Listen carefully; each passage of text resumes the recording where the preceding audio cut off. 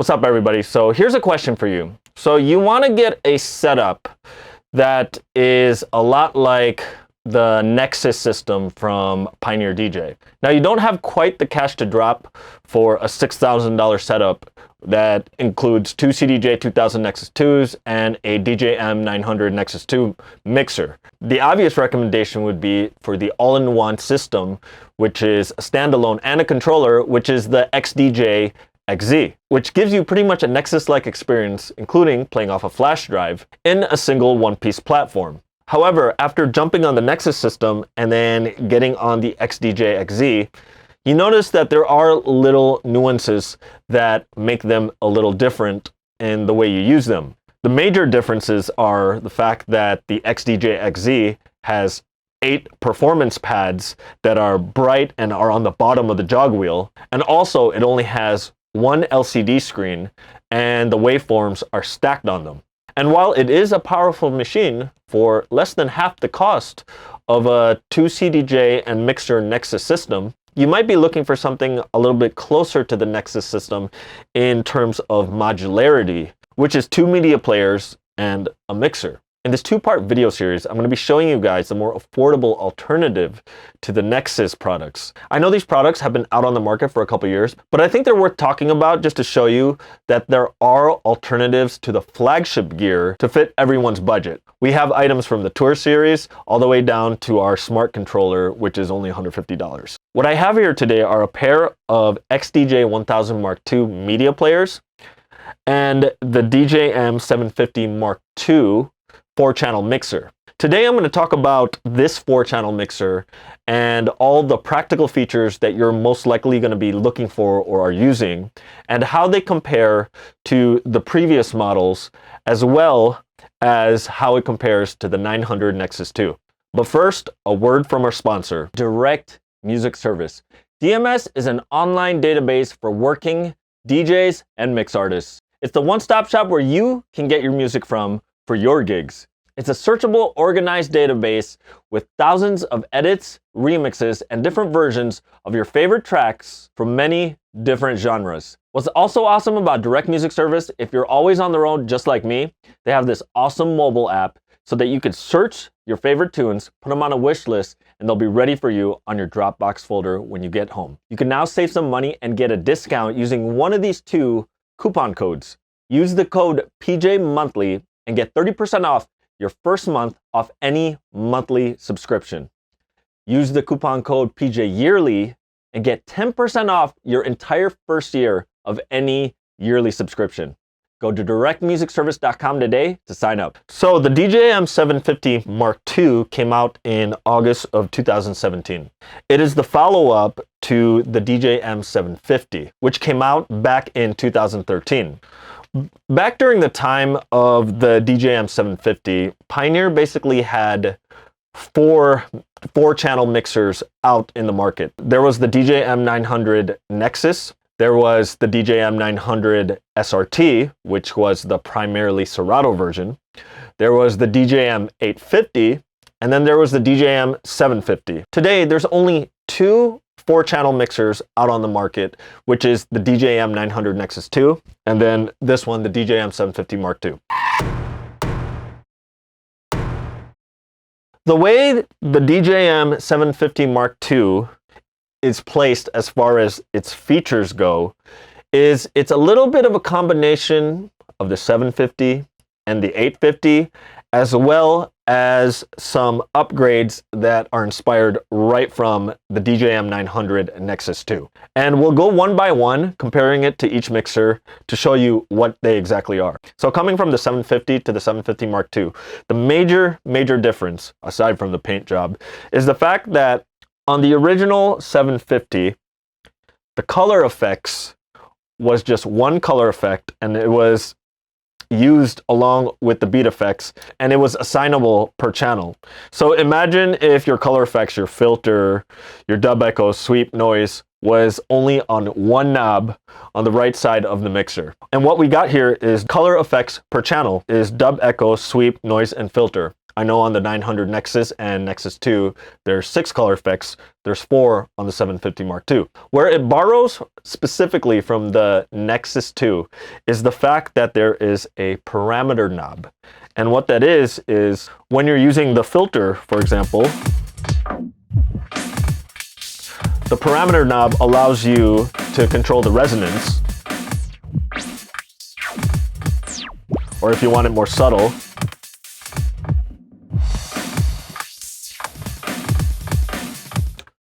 an awesome feature that's borrowed from the flagship model. Now, just like the previous 750, this only has one microphone input, and also it can only connect to one computer at a time versus being able to do 2 computers like on the 900 Nexus 2. So if you're planning to use DJ software and playing with this mixer from a laptop, you can only use one computer at a time. However, it's not that big of a deal because if you are using CDJs or XDJs, you can just throw a song onto the thumb drive, play it from that deck, and then switch the computer out. Now, it does have the Pioneer branded Magvel crossfader. It is a smooth fader.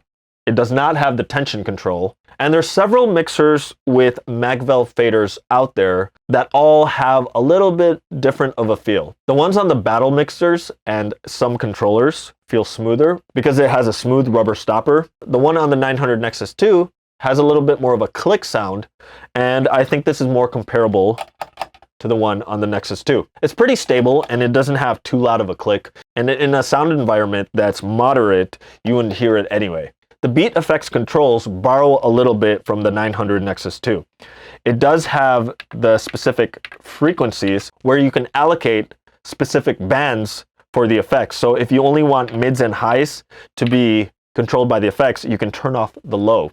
The display for the beat effects is also like the 900 Nexus 2. It's a high resolution display, and it's a departure from the former 800 and 850 type of display. However, on the 750 Mark II, it does not have the touch sensor pads for beat length. It's the classic 2-button selector for beats. Not really a big deal for me because I don't really jump from one beat all the way down to a quarter to skip it. Now, the effects that are available are similar to what's on the 900 Nexus 2, minus a few. Phaser, slip roll, and filter are the ones that I see are missing here. The two that I use the most are the echo and the roll. All other controls below it are practically identical to the Nexus setup. One minor thing is that the beat effects channel selector does not have a light up indicator underneath the headphone cue buttons like on the 900 Nexus 2. However, it does tell you the input on the display. Now, on the flagship models, they have what's called a dual sound card. The frequency range on this mixer is 20 to 20 kilohertz, while on the 900 Nexus 2 is 20 to 40 kilohertz. And that's probably because of the sampling rate on this mixer, which is 48 kilohertz, while on the 900 Nexus 2, it's 96 kilohertz. Some of you guys might ask, well, isn't the audible frequency is only 20 hertz to 20 kilohertz? Why are there audio products that exceed that? That's a topic for another video, which we'll do sometime later. But in a nutshell, an audio product that can have a frequency range that exceeds human hearing usually has more consistency as far as having a flat response within the range of where the human ear can hear. And when it comes to more affordable products, as far as maybe even smartphones, the digital audio converter out of your iPhone, for example, that goes to your earbuds, sometimes the compromises in quality can even affect the audible frequency bands. A device could be pretty flat up to 15 or 18 kilohertz, and then it might just start to roll off towards the higher end of the spectrum. The 750 Mark II is a decent sound card. It's not the Nexus 2, but I think for most people, you won't hear a difference if you were to do an A/B comparison in your studio or with your mobile speakers. The huge difference is on a large, maybe a festival size sound system where you can hear the signal to noise ratio, and you can hear the nuances of the upper frequency band because it's so loud. Another cool upgrade that was done to the Mark II coming from the 750 is the input selector knob. Unlike on the 750, you have the rotary selector knob on these now. On the old 750, it was just a switch. It's sometimes easy to get the input wrong on a switch, especially when you're on one of the middle two clicks. Now there is a USB port up here on the top, and what is this used for? Well, if you have a smartphone and you wanted to use it to plug into the mixer and maybe play something, say you want to scratch something and play a beat, or somebody makes a request and gives you their iPhone with a YouTube video up, and you're willing to actually play it, you can actually plug it in there and play it.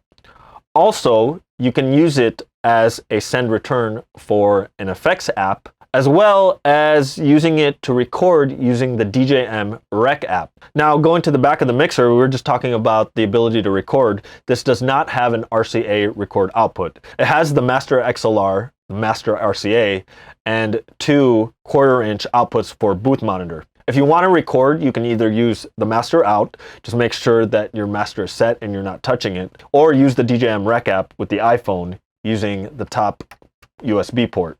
Now, a few other things to notice about this mixer. It does not have an Ethernet port, so it cannot do a Pro DJ link. That's the ability to actually combine all the data between your mixer and the CDJs. Usually the Pro DJ link is used for being able to transmit one flash drive to the other CDJ.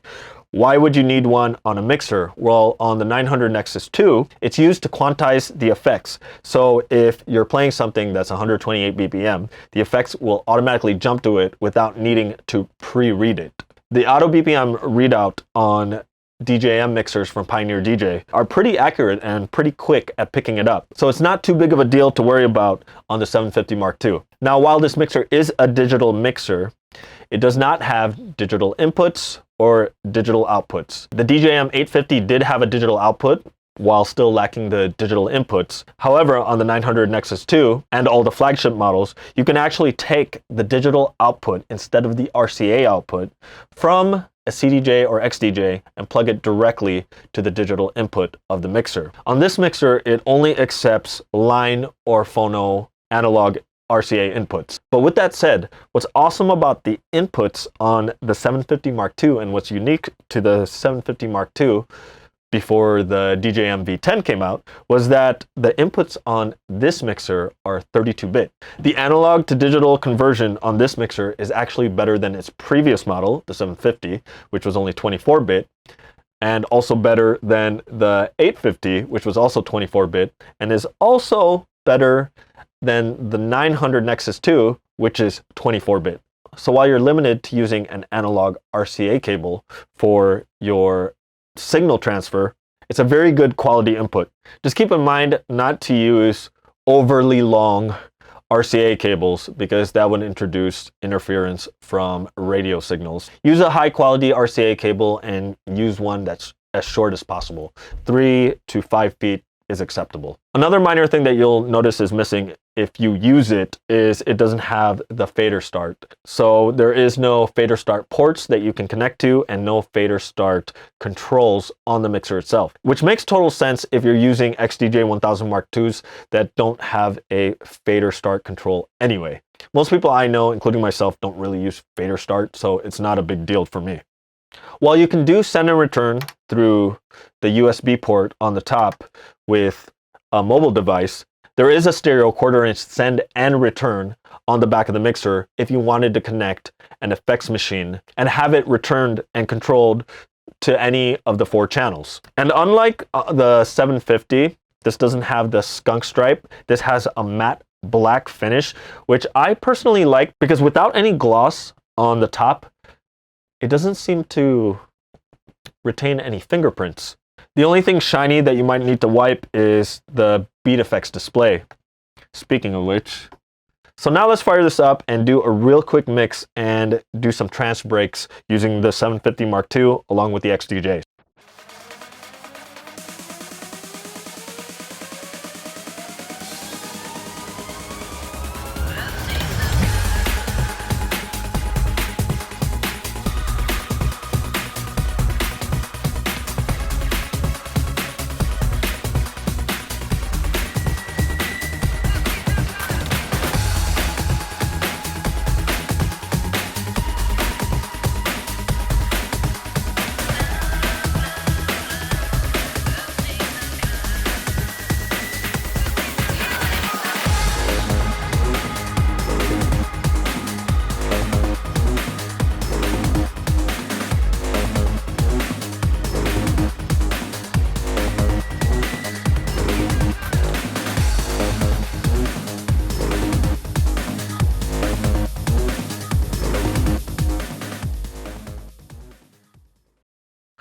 All right, so let's try some scratching with this Magvel fader.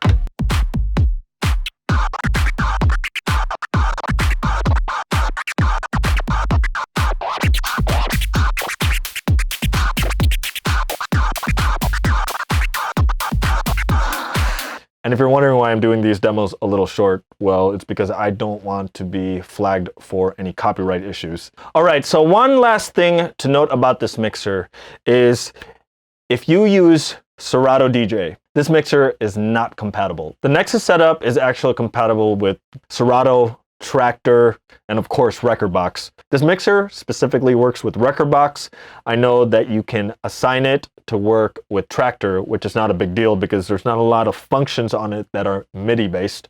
And if there were MIDI functions you wanted to do, you can either find a mapping or create your own mapping on it. But for the most part, if you're looking to use Serato with a modular system, you're either going to need a Serato compatible interface or you'll have to opt for the Nexus system. Now, if you're willing to spend on the 750 Mark II along with the XDJ-1000 Mark IIs and you're not quite ready to spend on a Nexus system, you can consider the idea of using the XDJ-XZ instead. Just like the Nexus system is compatible with both Rekordbox and Serato, it has full-size CDJ-style jog wheels with the DJM-750 style LCD screen that shows you more than just the rotation, and it can control up to 4 channels when you're using it with DJ software. But if you're looking for a good solid mixer that gives you the Nexus features and you're going to be playing off a flash drive instead of a computer, this is definitely a great mixer to get into. If I'm used to using a 900 Nexus 2 at a club, I could probably get on a 750 Mark II blindfolded and might not be able to tell you what the differences are until, of course, I notice that there's only 4 color effects. So yeah, if you're looking for a more affordable mixer that gives you the Nexus-like experience, this is definitely the one to go with. All right, if you have any comments, questions, or anything to add about this mixer, please leave them in the comment section below. I'd love to hear your thoughts, answer any questions, or learn anything new that I haven't covered in this video today.